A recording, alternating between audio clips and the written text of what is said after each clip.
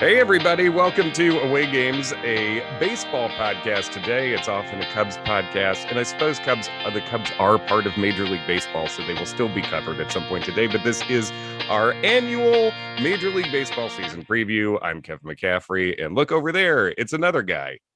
It's me, Adam Amawala. I don't know that I'm really needed here. It was a great episode last week. I really enjoyed the Thank solo you. episode. Well, yeah, last week I talked by myself about the Cubs for 38 minutes, and turns out, Adam, after this offseason, this era, I just had it in me. It's like I'm sure you find yourself sometimes, going to bed or just on the train or something, and then just having arguments with anyone in your life. Yeah. But Always. certainly I feel like the Cubs have been big on that for me lately. The good thing is in New York, you never feel like the only person having an argument with voices inside your head when you're on the train. Yes, exactly. It's a good place to work that stuff out. Really could just bring the mic on the train and just do it. Yeah.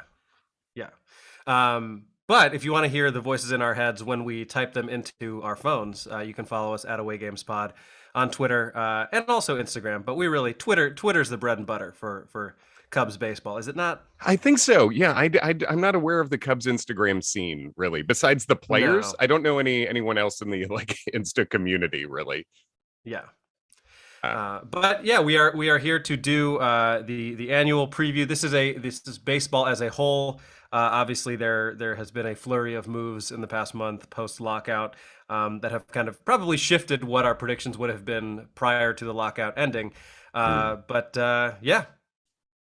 Yeah, and so we're a lot of players have signed a lot of new places. As obviously Cubs fans know, there's a lot of new Cubs faces. Not all the ones you wanted, and certainly not all the old ones you wanted. But yeah, I guess we can start right off with predictions. Do you want to start with the NL Central since that is our typical home? Sure, and we'll get into this more next week when we record the annual Cubs season preview episode. But I think you and Ken were more realistic last year. I was still being a homer, and I believe I still did pick the Cubs to win the division. That is not going to happen this year. This is the first year since we have started this podcast that I will not be picking the Cubs to win the NL Central this year. Yeah, same. And last year, I mean, I think I can't remember if I guess I didn't pick them to win the division last year, probably, but it wasn't because I didn't think they had a division winning roster. I just, I think I just had the pessimism that they would not sort of stick with it. So, Right. So, well, let's what do you want to go worst to first? I feel like last place seems like it should be obvious, I think. It seems I guess they're contenders for worst in the division given that the Reds have fully sold off. Yeah, and the Reds haven't, I guess they haven't they've crazy sold off, right? So they sent Eugenio Suarez and Jesse Winker over to Seattle for some parts, and they sent Trevor Bauer they sent Trevor Bauer away, as did baseball a couple 2 years ago, sort of, which is when they started the teardown of what was a really good rotation a couple of years ago. And Wade Miley obviously had a really good year for them last year. The Cubs picked him up on waivers at the beginning of the season. And it seems like Luis Castillo is the last guy left standing. Sonny Gray's in Minnesota now, so they've sold off a bunch. Obviously, it seems like a runaway for fifth place by the never trying Pittsburgh Pirates, right? Right. Yeah, I think so. I mean, if you're a Pirates fan, what is exciting to you other than seeing the continued development of Ke'Bryan Hayes? Like, I can't think of anything. 6'7" shortstop who they're already service time manipulating, O'Neal Cruz, who came up for a little cup of coffee at the end of last year. He's Major League Baseball's largest ever starting shortstop, which is pretty fun since that goes well over a century. You think there's a situation in which someday in the future he could be part of an infield with DJ LeMahieu? That could be pretty cool. Just big boys all around, the biggest boys you can put at every position. I would love that. But yeah, so that's it. That's all there is about Pittsburgh. Cincinnati, I think Cincinnati and the Cubs are going to be battling out for an absolutely meaningless third place in a division where I don't even have second place being in the playoffs. Yeah, I would be absolutely shocked if two teams come out of the NL Central. I think it's up there amongst the worst. Is it the worst division in baseball? I think so. Yeah, because I mean, so too. In the AL Central, the team, it's the AL Central, I would say, is the second worst division, but they have the Tigers played above 500 ball after April last year, and they've added and have made pieces. some moves. Yeah, Yeah, they've yeah. added The Eduardo Tigers could be Rodriguez. like a sneaky good team, I think. Yeah, they added Eduardo Rodriguez, they added Javi Baez, which I'm very mad about, obviously, and then they have Tarek Skubal and Casey Mize were two top end pitching prospects last year who didn't perform great, but they have a year under their belt now, and Riley Green and Spencer Torkelson, which is Yeah. Spencer Torkelson is going to be challenged possibly by Chet Holmgren for the dorkiest #1 overall pick's name of all time. Yeah, Torkelson just sounds like someone who has glasses. It is just Spencer Torkelson is such a McLovin of like a name. If you're just in an improv class and someone was like, "What's your name?" You Spencer Torkelson. It's just like a thing. Well, it was, yeah. I mean, it was between that and Muhammad. So Yeah, yes. So he went Spencer. But yeah, Detroit looks like they're going to be good. Minnesota made some moves to get better. Yeah. Kansas City's going to be. They're young and they're getting better. So yeah, I think the NL Central this year is absolutely the worst division in baseball. And as Cubs fans, it's an extra bummer that against our wishes, each league has added another playoff team, and the Cubs I don't think are going to even. Yeah, I think of all the things I'm frustrated about, that continues to be the number one thing on my list. Is like I would get not spending more if we were in the NL West, because why would you do that? But sure. in a division or the that AL is East, yeah, right, in a division that is exceedingly winnable, it does feel like the Cubs were one big piece away from at least being in the conversation. I'm not even saying that if the Cubs signed Correa, they would win the division. I don't know that that's true. But another big signing, I would have been like, all right, you know what, this team is probably like in the mid 80s with wins, low 80s. If everything breaks right, they could win a shitty division. If not, then they won't. But anyway, I don't know where you're at. My predictions for the NL Central are Brewers, Cardinals, Cubs, Reds, Pirates.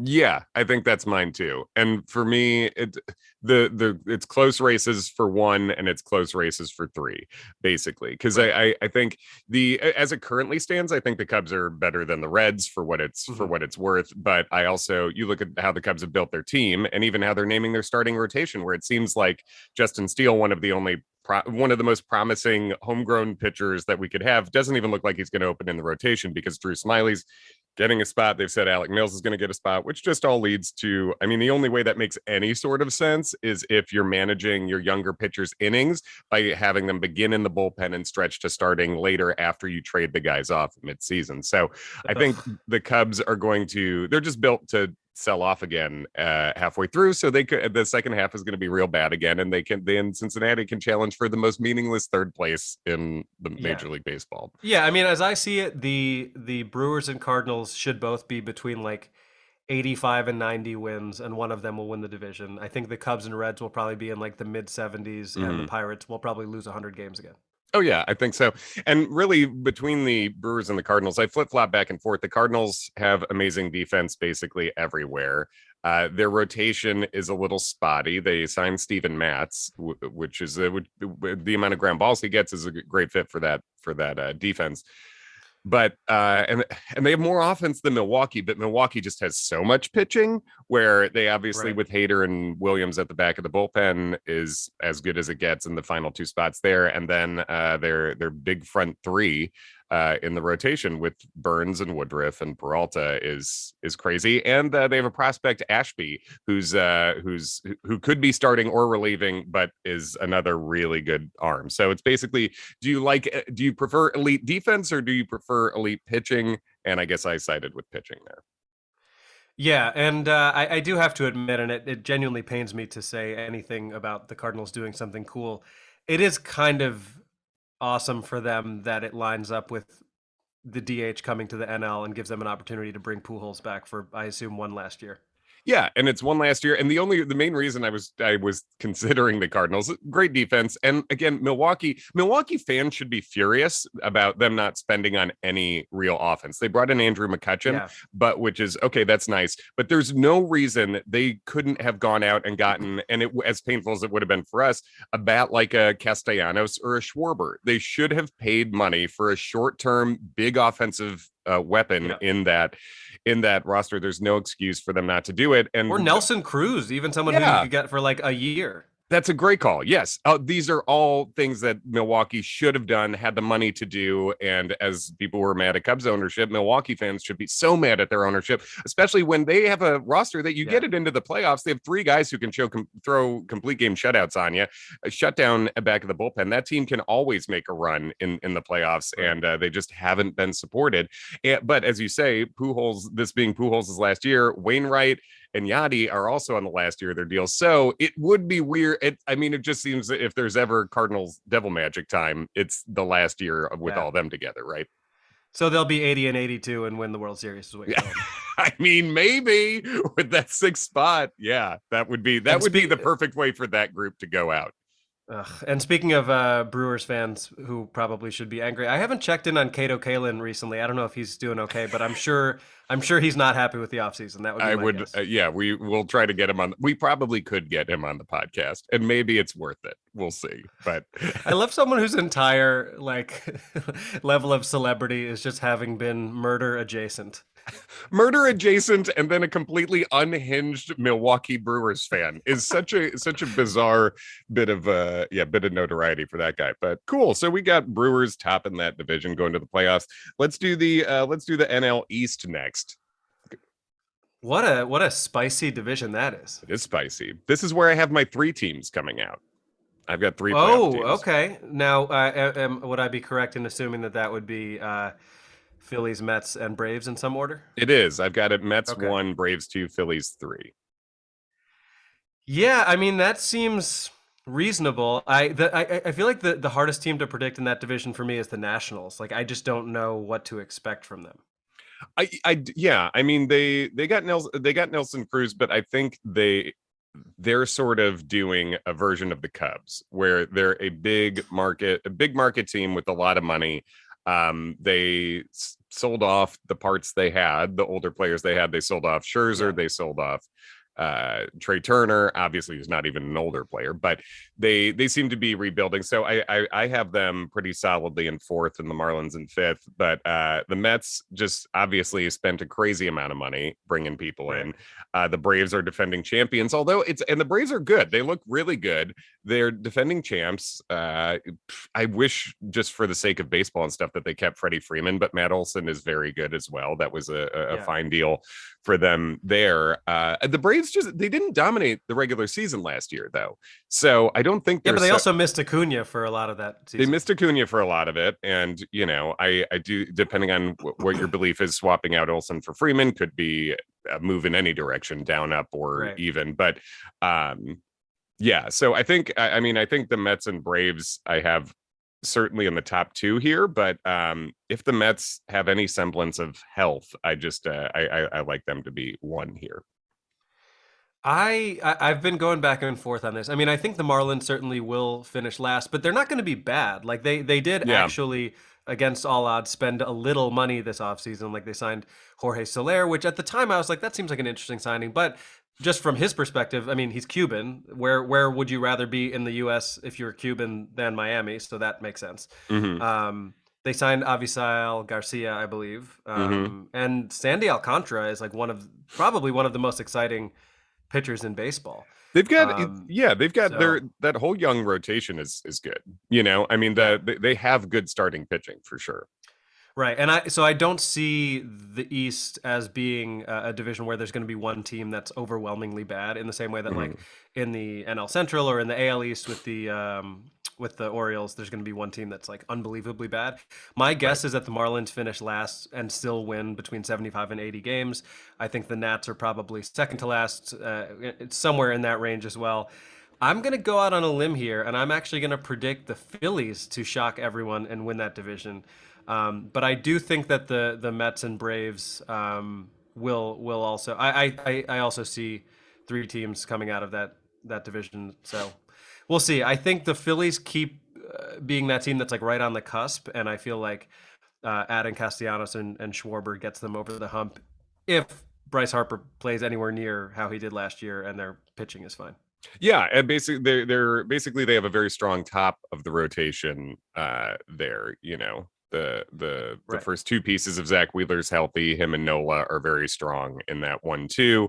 The defense will be bad, but also I think people are kind of overstating how bad adding Schwarber and Castellanos makes the defense because they're sharing one position. They're not both going to be on the field almost at all. Like they'll switch off in left field and switch off at DH. So whatever. Also, that park is easier than Wrigley even to play left field at. It's a pretty easy park to play left field, and we're not seeing people playing in Comerica or having to deal with the monster or something. Mm-hmm. Yeah. So I mean, I have the Mets. Obviously, DeGrom and Scherzer at the top of that rotation. They also have, I mean, if Carlos Carrasco comes back healthy at all, that's part of that rotation. That he was really good when he was there. But even if not, Chris Bassett was in the conversation for Cy Young in the American League last year, and they got him from the A's, added Taijuan Walker. Mm-hmm. So, I mean, that's just a really strong 5-man rotation. And then you look around the infield, they've got Alonso at first, they've got Lindor at short, Jeff McNeil's moving around there. Robinson Cano is going to be back, of all things. That guy keeps disappearing. I mean, until he cheats again, at least. And then the outfield, they've got 4 starters, really. They've got Starling Marte, Brandon Nimmo, Mark Canha, and Dominic Smith. And as long as Brandon Nimmo isn't arrested for being part of January 6th from a couple years ago, then I think that should be a pretty strong lineup top to bottom too. And my prediction is that Lindor is going to have a bounce back year. I think he's going to have a much better year, and I say that because I drafted him pretty high in fantasy. So there you go. Needed it to happen. Boom. Let's do the NL West now. We've got I mean, I think this is basically 3 teams to talk about. Yeah.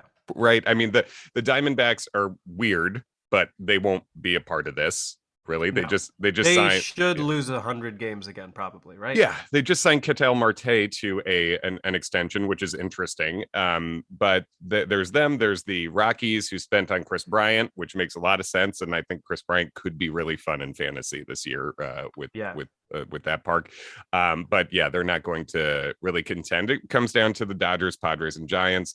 Giants won 107 games to the Dodgers 106 last year. I have the Dodgers 1 in this division. I have the Padres 2 and the Giants 3 in missing. How much do you think the Padres Tatis situation is going to factor into where they finish? I think it factors in a lot. I mean, because he's going to miss half the season, and who knows how he comes back. And what the hell happened? Like what? I mean, why didn't anyone know about it until recently? Part of it is because the rules of the lockout, their team doctors were literally not allowed to look at or talk to Tatis or anyone under contract. So I love that the MLB lockout overrides the Hippocratic Oath. Yeah. And like Tatis is allowed to see other doctors. So I don't know what we were on a break. Yes, we're on a break. We're breaking things.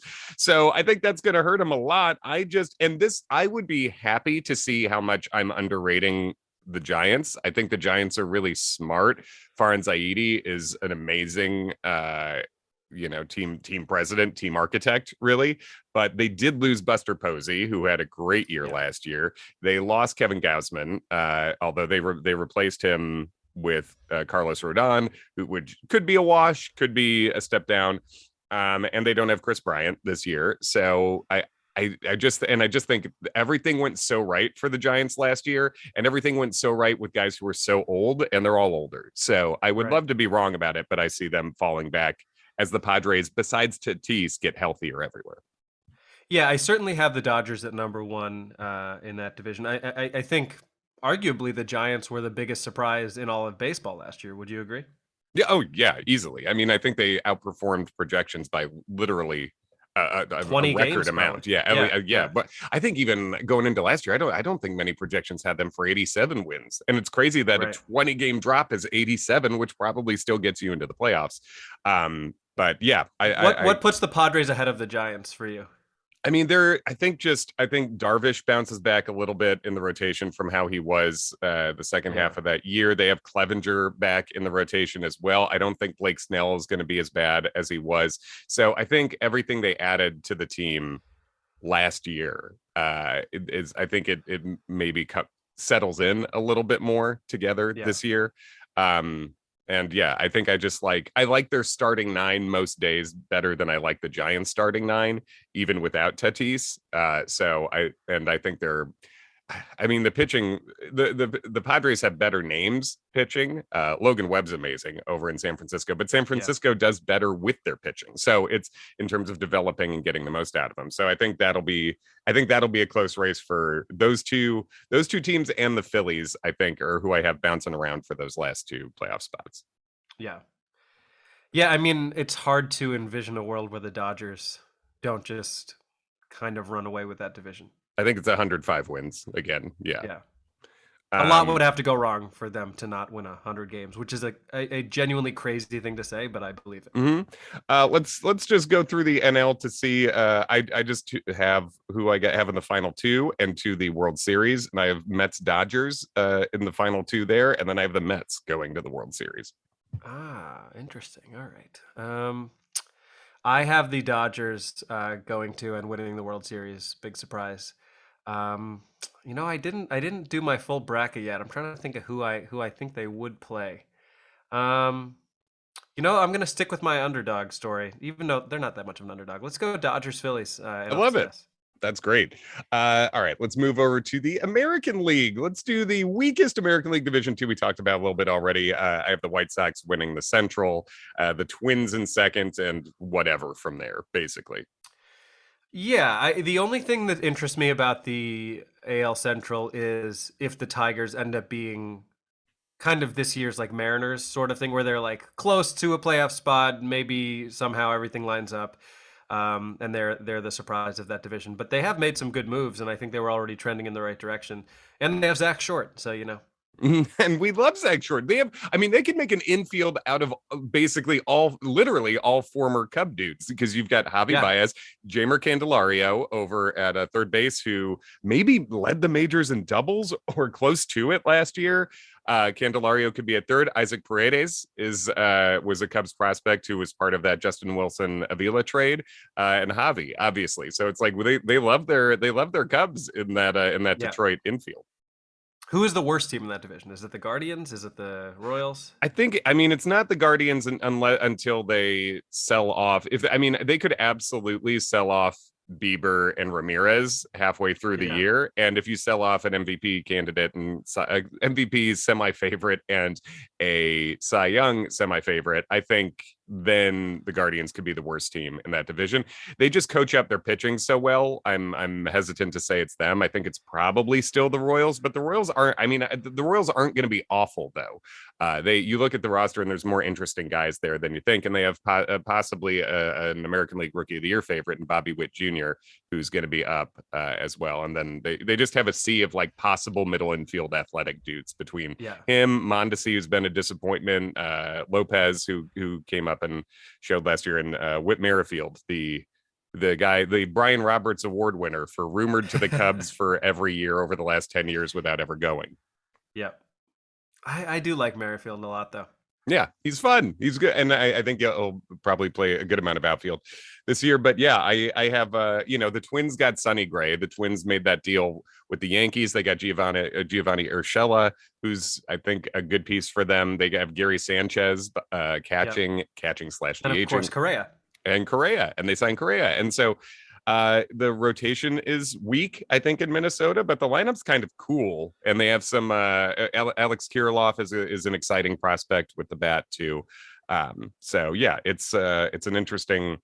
I think the Twins will be in the wild card discussion, and I think your comp between the Tigers and last year's Mariners is a good way to comp it. And the Tigers are just they had a really good farm system. They have some real top end guys with Torkelson and Riley Green, who are both top 10 prospects and are going to be up this year. And they could be really young and fun over the next few years. Yeah, and I see that as being a division where the White Sox probably win like 90, 91 games, and that is enough. I think 90-91 is enough, and I think the White Sox could probably shoot past that by a decent amount too. Even yeah, I think the White Sox the White Sox are really good, will be really good, and shouldn't have trouble in that division. If they have trouble, something went really wrong. Right. Especially with Eloy back from the dead. He's been man, un-RIP. Wake up in power, Eloy Jimenez, and please stop getting caught in nets, my dude. Yeah, what a weird specific thing to keep happening to someone. Also, like, is Dylan Cease gonna be just unbelievably good and drive us nuts? Yeah, I think Dylan Cease he's probably him or Giolito. I think Cease is probably your number 2 in this rotation, but he's piles up the strikeouts. He just sits so easy at like 98. Like he can just really bring it. And yeah. It's not inconceivable that Dylan Cease is going to be a top 5 in the Cy Young vote, and Eloy would be a top 5 MVP vote getter if they both have for good years. So that, as Cubs fans, that's really fun. As Jose Quintana, I believe, was signed by the Pirates, the team who literally wants to lose more than anything. Oh boy, where does that line up in terms of worst Cubs trades ever? I think it's not at the top because Lou Brock because Lou Brock for sure, and there was some sense to it at the time, like dealing from your farm system to get a pitcher you could have in your rotation, possibly a playoff starter. Had it been Verlander, we would probably be okay with it. If it was Verlander, a lot of things could have been different, and really, it's just. One of those guys, in not just hindsight at the time, one of those guys made sense in the deal. Both of them did not at any point. So have fun, White Sox fans. That seems nice. Let's do the AL West next. Well, the AL West is interesting, right? Because the Mariners made a lot of moves. The Rangers made some very big signings. The Angels are a goddamn enigma every single year. I don't know what to do with them, and I'm finally learning from my mistakes. I'm not going to pick the Angels to make the damn playoffs because every year I do that and I look like an idiot. The A's have sold off everybody. You have to think they're going to trade Manaea at some point this year. And Montas, you would think. And Montas, yeah, for sure. It seems like the Astros should still probably win this division, even though they don't have Correa anymore. I think the Mariners, I really, really, really want this to be the year that the Mariners finally get over the hump and get into the playoffs. And then the Rangers, I feel like, are probably a solid number 3 team, but not good enough yet. Yeah, I mean, the Rangers certainly tried hard this offseason. Yep. They picked up Corey Seager, Marcus Semien, signed 2 of the shortstops from the best shortstop class ever for a lot of money. They signed John Gray to put in that rotation. And they have some exciting young players coming up. I think they're going to be they're a team that's trying, and I think I have them finishing 4th with the Angels in 3rd. Yeah, as you say, you look at it on paper, the Angels could have the 2 best players in baseball. Almost inarguably, you could argue that Tatis has as much talent, or Acuna possibly. I mean, Soto, but inarguably 2 of the top 5 players in baseball with Mike Trout and Shohei Ohtani in terms of just talent. So they have that. Anthony Rendon, if he bounces back, he's a guy who was like a top 10 finisher in all baseball wide in WAR. They got Noah Syndergaard on a short-term deal, which makes a ton of sense. So I think there's reasons to think that team should be in contention for one of these 6 playoff spots, but I also have Astros 1, Mariners 2 in that division, with Astros and Mariners both making the playoffs. Do you think this is a year for the Angels where if they don't make the playoffs again, they move on from Joe Madden? Not that it's his fault, but does that just make sense logically? I think so. I think this is Madden's last. See, he's just older too, so I think I think it made sense. It would probably be retirement time for Madden. Yeah. And honestly, even if they do make the playoffs, I think it's probably about the end of a Hall of Fame run for our good friend Joe. So, I mean, obviously, I would like to see them make the playoffs. I'd rather 3 teams from this division make the playoffs than 3 teams from the East, which is how I have it going. But yeah. I mean, every single year I say this, but to not get to see Mike Trout in the playoffs and to not get to see Shohei in the playoffs now that we know what he can be is just disappointing as a baseball fan. It's weird. They have a lot of fun players. Joe Adell could be exciting. He was disappointing in his first run, but he's having a good spring, and he's a very exciting athlete. And David Fletcher's weird and fun. So yeah, the Angels have stuff. But David it's, Fletcher is the lightest hitting best hitter ever. I mean, yeah, David Fletcher is he's Madrigal-esque, so Yeah. it's he's Yeah. one of those dudes. So yeah, let's do the East. What do you have in that East? I both Easts are so hard to predict. I Totally. really don't it like you could make the case for 4 out of the 5 teams Hmm. in the AL East. Um I because nothing matters and there's nothing at stake, I want to just pick the Blue Jays to win the division because I think that would be the most fun and they have tried a lot to Hmm. make their team better. Um So, because it would satisfy me most, I'm gonna say Blue Jays, Red Sox, Yankees, Rays, Orioles. I don't like seeing the Rays get rewarded for their spendthrift ways. The Hmm. Orioles clearly are going to be the worst team. I think the Red Sox could have a solid year, especially having signed Story. So that's what I'm going with. I could be way off here, but that's my prediction. Yeah, I sort of, as a pro labor person, also root against the Rays a little bit at times, even though they do things interesting. They have smart baseball people working there, but they Yeah. should spend more money, and they don't. Shane Baz is a real beast of a pitching prospect who's going to be up this year at some point too.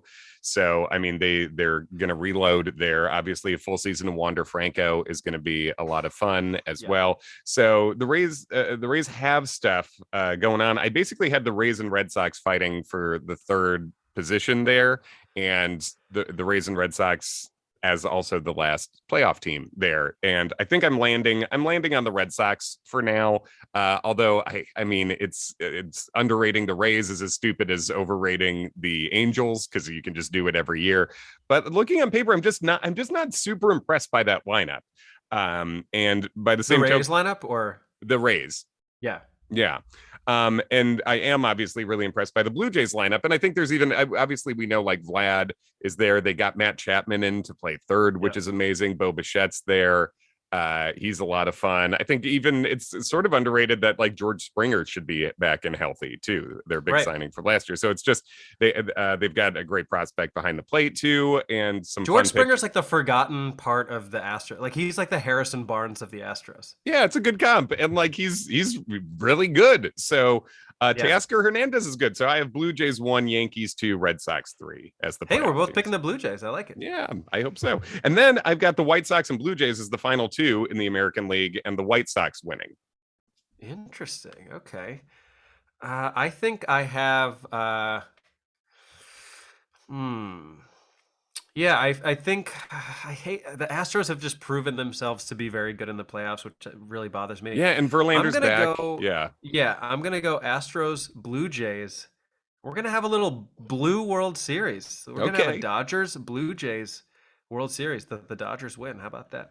I've got Mets White Sox with the Mets winning, which are two of, or have been two of the most annoying teams in Cubs fan history. So Yeah. it's a real, which is a perfect year as maybe the angriest I've been with my own Cubs since at least 2010. Yeah. I would say so. This is a perfect year for me to really hate watch some stuff, and I don't honestly like. I don't really hate watch the White Sox. There's certain White Sox fans who are the most annoying people on the planet, but the team is fun. The players are You fun. mean the ones that are still tweeting about Javi Baez? Absolutely, yeah.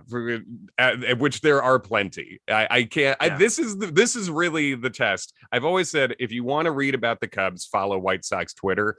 They are tweeting about the Cubs more than Cubs Twitter is most of the time. Yeah. And as the White Sox are undeniably good and the Cubs are undeniably not this year, I think it's like this is the true test. Will you guys still not shut the fuck up about the Cubs? And I think the answer is yes. Yeah, it is weird that White Sox fans, even when their team is objectively much better than the Cubs, still have this inferiority complex. Yeah, it's Like we still. don't like Michael Jordan. Why are you talking about getting cut from your high school basketball team? It doesn't matter anymore. Move forward, carpe the diem, man, get with it. Yes, so that's that those are our team picks. So now shall we drop to our individual award picks? Yeah, let's do it. Do you want to start with? Let's start with Rookie of the Year and work our way up to the bigger awards. Sure. Um, let me start with this little nugget for you. You know who my NL Rookie of the Year is? I might. Seiya Suzuki. Seiya Suzuki. Seiya, yes. I've got Seiya Suzuki there too. Depending on what projections you're looking at, he should run away with it, or who knows? Like, it's coming over from Japan can be a tough adjustment, as we've seen, or even if anything, sometimes it's just a slow adjustment, and obviously it took the most talented guys like Shohei a minute. I remember Ichiro Suzuki having an awful spring training and people being like, oh, and then he won Rookie of the Year and MVP immediately. And I'm not saying Seiya is Shohei or Ichiro, but I mean, I think if you're talking about comps strictly in terms of coming over from Japan and player types, closer to a Hideki Matsui, I think is something that could be there. And I think Seiya's looking like fun, and he's 27, so he's an older rookie, and he's had a lot of experience under his belt. But I think that will be fun as a Cubs fan this year. Yeah, and for anyone curious, I just looked this up on Baseball Reference. In the 2008 season, in which your boy, soon to be part of Home Run Derby X, whatever the fuck that is, Giovanni Soto, yes. When he won the 2008 Rookie of the Year over Joey Votto. Wow. Sixth place was Kosuke Fukudome. Interesting. The Cubs full of rookies that year. Man. That would be a great trivia question. Like in 2008, Joey Votto finished second in Rookie of the Year voting. Who did he finish second to? I feel like very few people would get that. Totally. I don't even know that I would have gotten it. Yeah, and I did not know. I really thought about it, but yeah, I didn't know it was the same year for sure. That's that's a solid pick. So Suzuki, that's the happiest thing we have to say about the Cubs in this Major League Baseball season preview. We both got Suzuki. American League Rookie of the Year. If this isn't exactly who I think, but if I'm putting money down, and I just might on DraftKings, and actually, if you use the promo code Away Games on DraftKings, you get a little bonus for hanging out and supporting our podcast. Absolutely. Do you want to tell the folks about that? Shall I? You tell them. We can jump right in. Well, and again, this is for our Illinois listeners. I assume many of you are in Illinois, but how could I know? DraftKings at Casino Queen Sportsbook is officially live with mobile sports betting in the land of Lincoln. And to celebrate Illinois going mobile, new customers can bet just $5 on any team of their choice, and you get $200 in free bets instantly. It's that simple. There's some fun stuff to bet on coming up, not even baseball stuff. You can bet on Duke UNC. That's going to be spicy. You can bet on the Bulls, maybe starting to play better. Who can say? But win another download game. I went to the Bulls-Knicks game. The Bulls lost. I'm very upset about it. I don't want to talk about Incredible. it. But yeah, very unacceptable. Download the DraftKings at Casino Queen Sportsbook app now. Use promo code AWAYGAMES, and again, just bet $5 on any team of your choice and get $200 in free bets instantly. Promo code AWAYGAMES, 21 plus, Illinois only. Eligibility restrictions apply. You got it. Use it. Away Games at DraftKings. Thank you.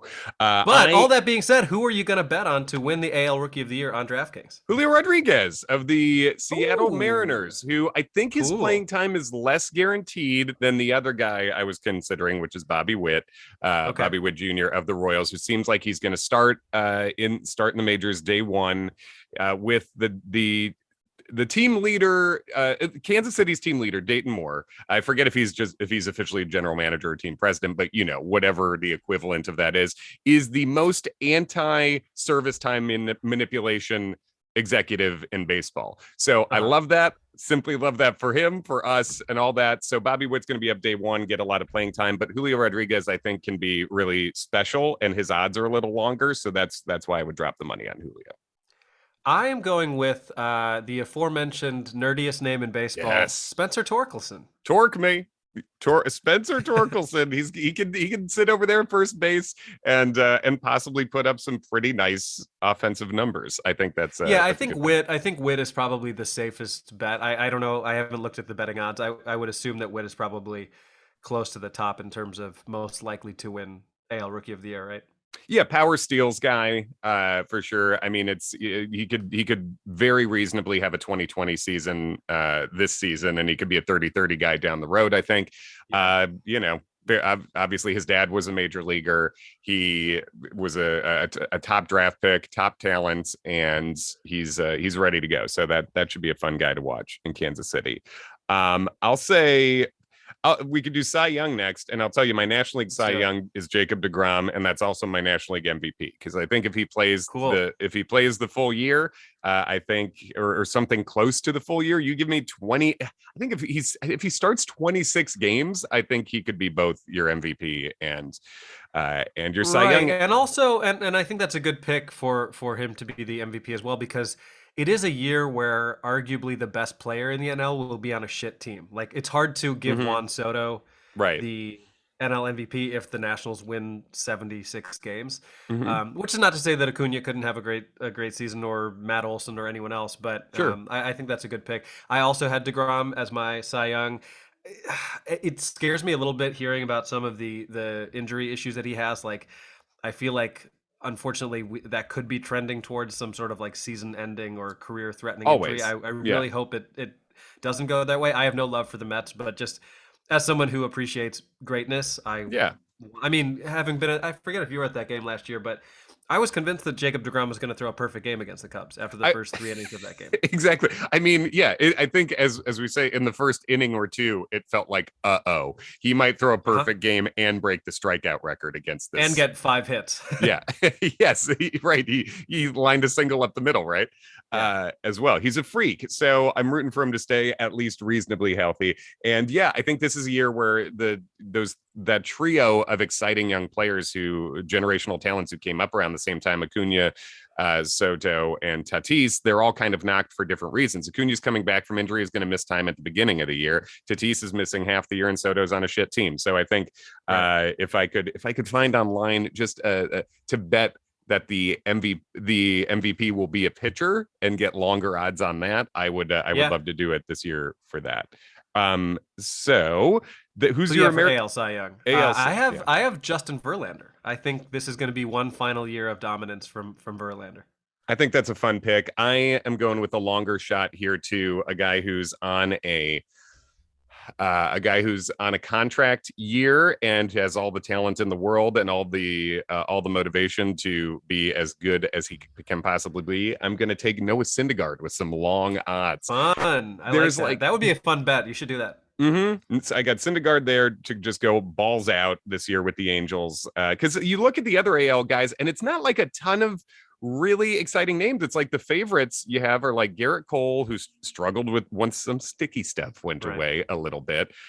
And then you got Shane Bieber in a weird situation, Robbie Ray coming off, Cy Young, but also he had been inconsistent before that. He's in Seattle now. So I think it's a good place to take a long shot.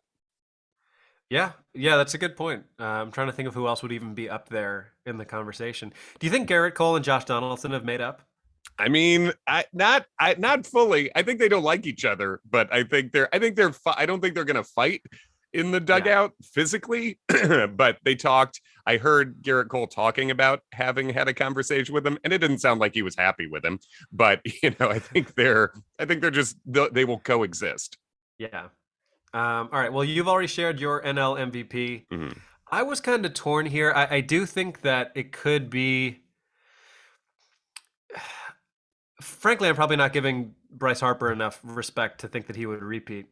I think this could be one of those Andre Dawson years where Soto is just, his numbers are just so good that even though the Nationals are trash, he will still win in a year where there's not another obvious candidate. So I'm going to say Soto, it's like simultaneously both the easiest pick and not a great pick. Do you know what I mean? Yeah, I still think even though he's the best hitter in the world, and he is at the age of 22 or 23, I mean, if he just goes nuts and flirts with hitting 400 and he's getting walked 170 times, I mean, I think like he probably has to get near a special number, like he has to like flirt. There has to be a story where he's flirting with 400 throughout the year or something statistically bizarre is happening, but he can do that because he's the best at hitting a baseball in the world. So I think that's, I think that's not a bad pick at all. And not the easiest. I mean, and especially if it's, as we said, if some of the main contenders are people who are either missing time or who the voters would discount for other reasons, it's not bad to pick the best hitter in the world. Right. I have DeGrom there, and in the American League, I had 2 guys I was really thinking of, but I think if the Blue Jays win the World Series, one of the other best hitters, I got Vlad. Vlad Guerrero Jr., who was flirting with the Triple Crown a little bit last year. And if he leads that lineup to sort of beat up the AL East, I think he could get the MVP this year after what I think was a runner-up finish to Ohtani last year. Yeah, I think that's a good pick. I would be all for it because that would mean the Blue Jays are playing well, and also Vlad is amongst the most fun players in baseball. I am going with, and I don't like this guy. I think Carlos Correa just has a bonkers year and opts out after 1 year and tries to get even more money. I could see that too. And then you're pushing, and if he pushes Minnesota into the playoff picture, I think that's something that I think this could be like his Carlos Beltran having a run in Houston year and then getting a bunch of money sort of vibe. I could see that too. The other guy was considering, actually, if he's healthy for a full year, is Luis Robert with the White Sox. Could put up some crazy numbers. You know, he could hit near 300. He could go 30-30, and if he's leading that team and winning a Gold Glove in center, he's a guy who just has every tool you could possibly have. So yeah. So cool. I think that's it. I think that's all our predicts, right? Yeah, I'm trying to think if there's anything else to include. Do you have any like just weird, wild predictions of anything baseball wise this year? I mean, not off the top of my head in terms of baseball wide. I don't know. I mean, I think there's four really interesting divisions this year, and I think that's cool that you can see places where there really could be surprise teams going to the front too. Also, just with how bad both central divisions are, those could be fun surprises. But yeah, I mean, I'm trying to think if there's anything. The fact that the NL has a DH this year, we'll see how that changes numbers across the board too. It should even up what pitching stats looks like. But no, yeah. Do you have any wild predicts? No, and I do think that the Dodgers are probably the best team in baseball and very likely may win the World Series. I would love to just see some, especially with an extra team in each league making the playoffs. I would love to get some interesting teams in there. Like nothing would make me happier than seeing like a Mariners, Blue Jays, LCS or that sort of thing. So I weirdly have like this soft spot for the Mariners that I don't know where it comes from. I think it's just because they've sucked for so long that I'm rooting for them. I don't know. Yeah, I think typically you tend to root for whoever hasn't had it in the longest, as Cubs fans, but also as human beings. I think, and with with the Mariners having of the four major sports the longest playoff drought since they won 116 in 2001. I think that's natural, and I think as '90s kids, Adam, the Mariners were just cool. Their colors were very '90s and fun. The jerseys, the team with Griffey and Edgar and A-Rod ultimately were all a lot of fun. So I think being fans of theirs or rooting for them makes sense. Yeah, I think I just feel bad for Seattleites. I mean, other than the Seattle Storm and the Sounders being good, like you look back to the '90s, they were probably the most fun baseball team to root for. Arguably, other than the Bulls, the most fun basketball team to root for. Now they don't even have a goddamn basketball team in the NBA. They probably will get one back, but like, I just it's dreary up there. They need something to cheer them up. Yeah, I agree. If I'm going to have a wild, this is my wild predict that is what I would want to see this year. Halfway through the season, the Mariners pick up free agent pitcher Felix Hernandez, and Felix closes some sort of clinching game for the Mariners. I would love to see Felix close the game that the Mariners clinch a playoff spot with. I think Kerry Wood in 2008 action. Yeah, that's what I would like to see happen this year. That's fun. Where the hell does Michael Conforto end up? Great question. Apparently, he had a shoulder issue, which has delayed his signing. Also, the fact that he's attached to draft pick compensation has hurt him. But yeah, that's the last big bat. I mean, honestly, Milwaukee should go get him. They should. Like they should. That seems to be the easiest bat to add. They can probably get him on a bargain. And with the pitching they have right now, they should go a little more all in at the moment. So that's a good call. We'll see. Thanks for listening, everybody. Follow us at Away Game Spot on Twitter. We'll be back next week with the Cubs season preview. Yes, we will. And in the meantime, make sure to use promo code AWAYGAMES at DraftKings.